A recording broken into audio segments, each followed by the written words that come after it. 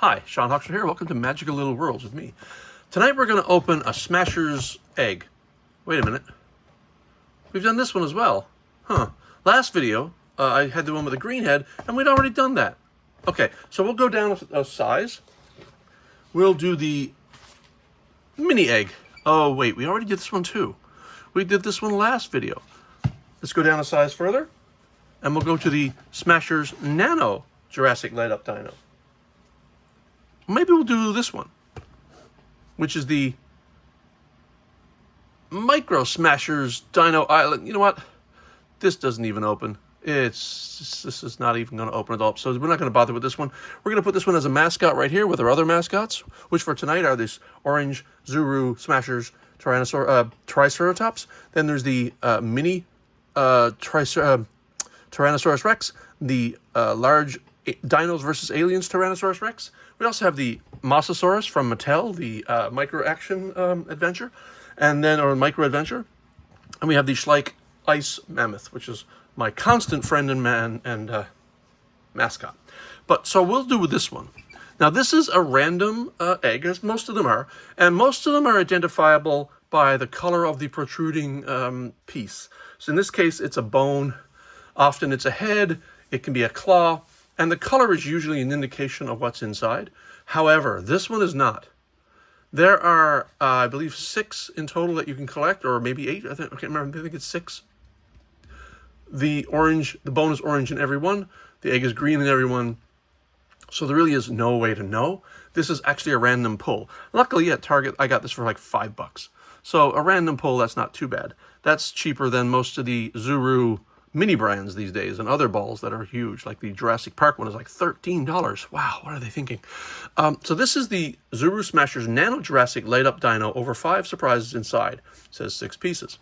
Now, I believe by reading other reviews, these don't actually light up. They really glow in the dark. So I'm not entirely sure that that's kosher to say I light up. They do glow in the dark, but that's a little bit iffy, I think.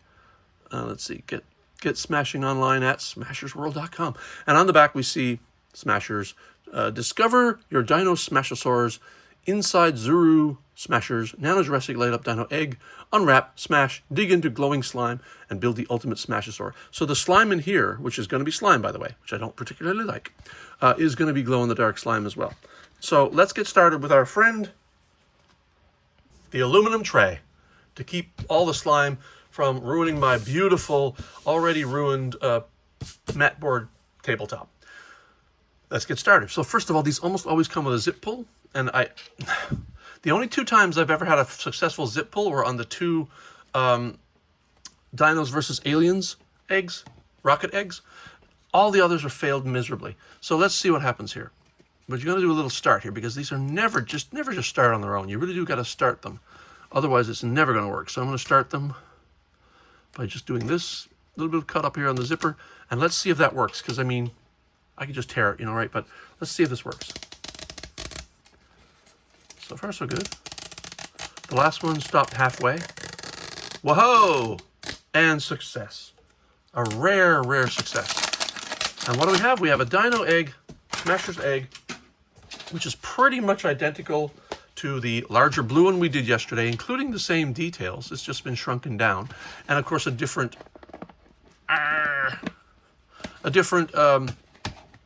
bit sticking out. I'm just going to put him over to the side here. And now let's smash our egg. Yay. We're going to keep this cup around for the slime. Oh, it's got holes in the bottom. That means the slime's going to drip out through. I'm not so sure I want that to happen. Maybe I could do, oh, this might be clever. Yeah, that way I can, it won't slip down through the bottom. Okay, what do we have? We have stickers. Oh, they're slightly puffy stickers. They're a little bit thick. And this is a blue Tyrannosaur. I believe that's a Tyrannosaur. No, that might be a raptor. I think that's a raptor. And so we're going to put that off the tray. And then we have a blue Mosasaurus, I think. I don't even know. Yeah, so that's got a fish in his mouth. That's a Mosasaurus, and I've seen this one, I think. So, with much further ado, this is a much less detailed toy. Obviously, it's $5. rather than 10 or 20 or 30. So what we end up with is the raptor. And so that is the raptor of the sticker fame. And so now we have our first raptor. It would have been interesting to get some of the, what are the other options? You can get the raptor, the Mosasauro idea. You know what? I really wanted that one. I don't need another Tyrannosaur. Oh, that's the Gigantosaurus, which is not a Tyrannosaurus. This is the T-Rex.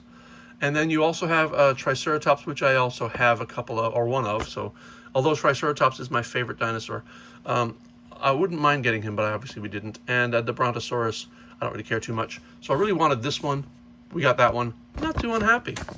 And so the instructions are here for the opening, but that's pretty self-explanatory.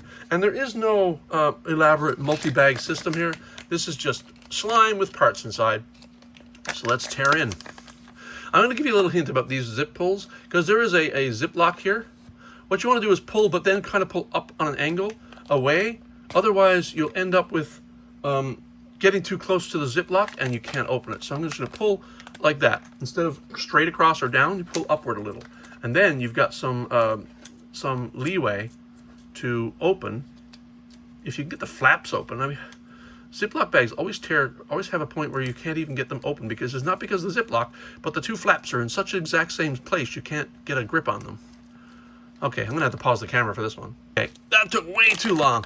Now we're going to dive right in, because even though it's slime and I don't particularly like it, I am going to go right in. Going to go right on in, guys. Actually, you know what? I'm probably just going to dump it out, because that's probably the easiest way to get it all out. Now this slime looks a lot like the slime that I grew up with. And that was a long time ago, guys. So when slime first came out, it was probably the late 1970s or early 80s. And that tells you something about my age. But it was very much like this. This is almost exactly what it was like. It was slimy. It was good. It was this kind of fluorescent orange, green. And this really is reminiscent of the original slime that first came out. And yeah, this is very much like it, in fact. I don't know if the original slime was glow in the dark. I really don't think. This is supposed to be, and we're going to test that out afterwards. So we pull away our parts. You know what? I'm going to zoom in now, because the action's going to happen all right about here. So that's the, looks like that's the body. And there's slime there. We'll get that out. Then there's a tail. And this is obviously going to be a much smaller dinosaur even than the blue Tyrannosaur we opened yesterday. And then we've got a leg. And the leg has a kind of a customary tear or rip on it, which is painted. And boy, this slime is really sticking nicely. And there's your raptor tearing claw right there. So that's kind of cool. And then there's, yeah. This slime really does adhere nicely. So that's another piece. And then there's more in here, obviously, because that's not a full dinosaur, is it? This is the raptor head. And there's slime in its mouth, which you can just pull right on out. A little surprise there, we'll talk about in a minute. And then there's the little arms. Now, the little arms are so tiny. They're even tinier than the blue Tyrannosaurus arms from yesterday. Stuck in slime, easy to lose. But we've got them. And oh, is that a foot?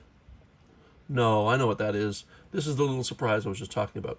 This is an articulated jaw. So this one will have an openable mouth, which I really kind of dig. I like that. Speaking of dig, I'm digging in slime right now, so let's get that off of there.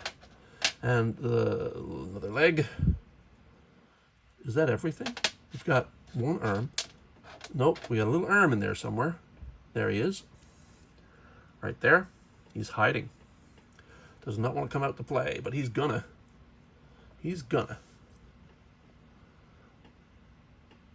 Oh, this is perfect slime.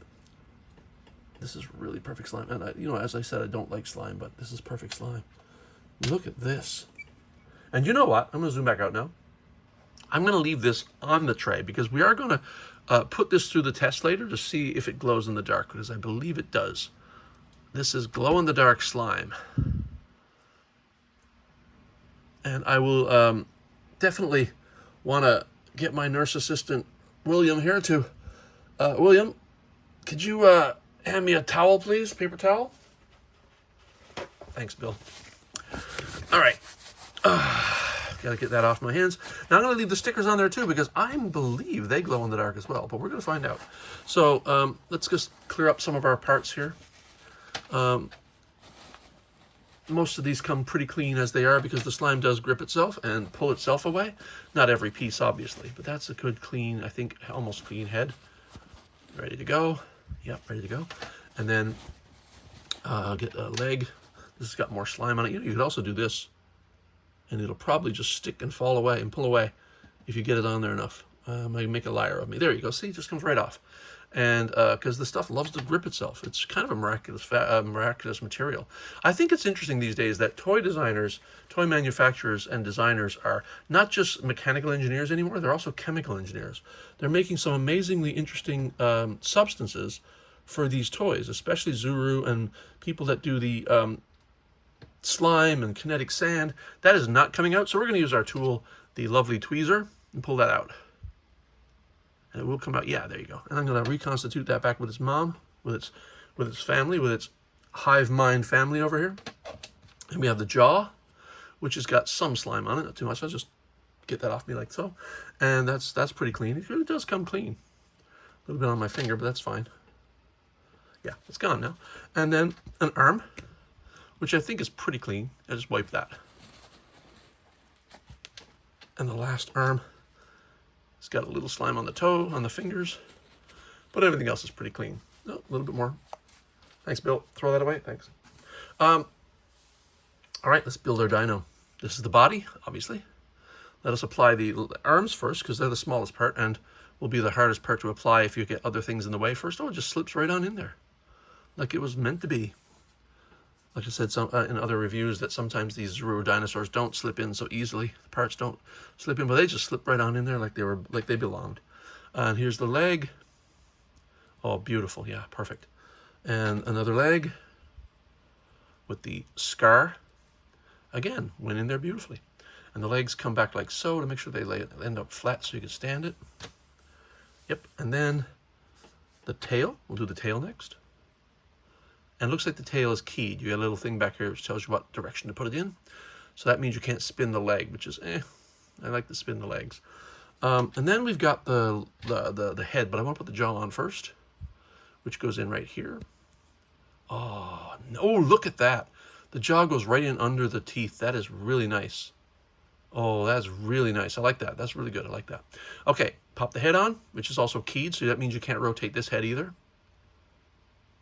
And that goes in like so, which means the head is permanently stuck in this angle, which is fine. And then we're going to place it here, and we're going to do a glow test now. I'm going to move everything closer together so I can get it all in one shot. And I am going to turn off my lights, take out my nifty Miniverse black light, and see what happens. So now it's dark, and I take out my, well, you can't even see it on camera. There it is, my flashlight. This is an ultraviolet light for curing resin for Miniverse toys.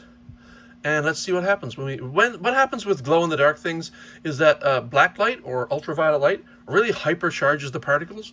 And yeah, you can hold it under a regular light and it will glow, but this really hypercharges it. It's like supercharging it. Look at that. It's hard to see on camera what that looks like right now, but the white edges around are really glowing blue for me. But now if I turn this off, they glow. And look, the slime also glows, which we'll prove in a moment.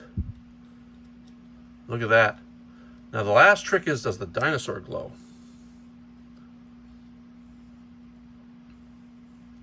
He's definitely charging up here. I wonder if the bulb, does the egg glow? Let's try the egg as well. I bet you the egg does not glow, but I bet you the dinosaur does, and certainly we know that the stickers do, and we certainly know that the slime does. So let's turn it off, and there we go. So the egg is not glowing. Push that aside. But our dinosaur is definitely glowing. And the hypercharging of the blue light, the black light, the ultraviolet light, really hypercharges it. And not only does it hypercharge up quickly, it stays charged longer. So if I were to turn this off now, that glow is going to last for some time. Whereas if you were just to use your room light to make it glow, that glow wouldn't last any more than just 5 or 10 seconds. But this is going to last probably for a minute. it'll slowly fade as we go. And we're not going to do that. We're going to turn our light back on, which is actually right here, so I don't have to pause the camera, and call it a night. So will I do more Zuru Smashers? I don't want to go down that rabbit hole too deeply, but I am going to go down it a little bit. I did do the 2 Dino versus Aliens, and it left me with wanting the 3rd, because there are 2 aliens in there and 1 flying saucer that I do not have that I absolutely want. And that will have a Spinosaurus in it, and we'll see what happens there later. So let's hope in the next little while I can do a review of that one. So for Sean Huxter, welcome to Magical Little Worlds. Thanks for watching. Talk to you later. Bye.